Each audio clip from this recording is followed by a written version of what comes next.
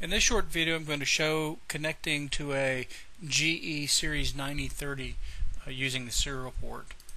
So we'll start PKHMI, Communications GE Snp-X. We'll create a new port, just call it Test 1. We'll go to Settings. We're just going to be using the primary port. And all of the default settings are fine, and since it's serial, this can be blank. We don't need long breaks. You can turn it on or off depending on if you need it. But if we select the test button, now see here's the test side for the primary, and if we hit test, we see that attached issued and attached acknowledged are incrementing, which indicates that the program is actually talking to a PLC.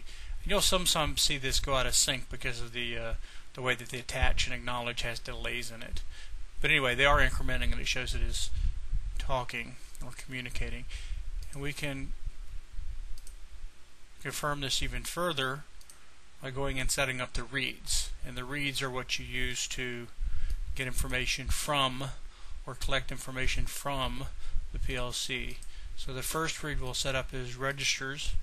We'll do a start element of 1. We'll just tell it to read 8 registers. Since this is a test, we don't really need the enabled, but if we wanted to actually do it at runtime, we would turn on enabled. So we select test, and we see down here that the reads issued is counting, and these are the current values in the PLC. So I'm going to go to R2 and set it to 34.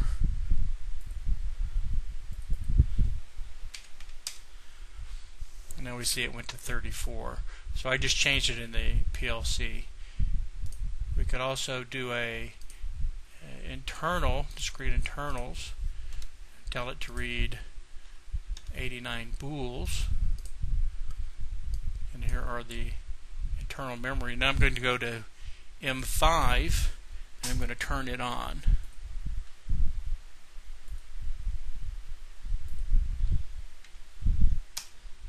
And there's M5, and I'll go ahead and turn off M9.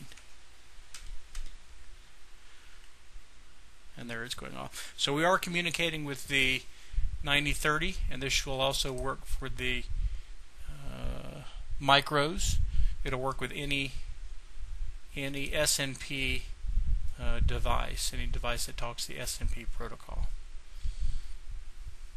Okay.